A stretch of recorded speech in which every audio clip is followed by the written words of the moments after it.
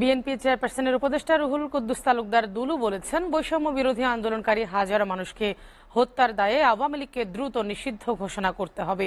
দুলু বলেন, বাংলাদেশ আবারও দ্বিতীয় স্বাধীনতা অর্জন করেছে।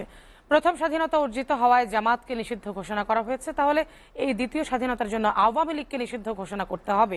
তিনি বলেন, বৈষম্য বিরোধী আন্দোলনকারীদের রক্তাক্ত করা হয়েছে, হাজার হাজার মানুষকে হত্যা করা হয়েছে।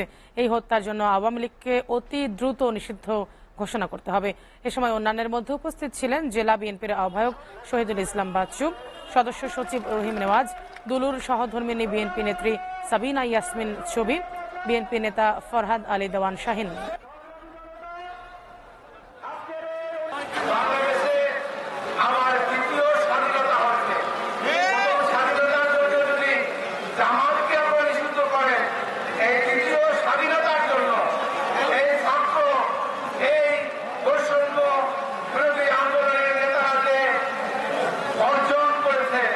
তাদের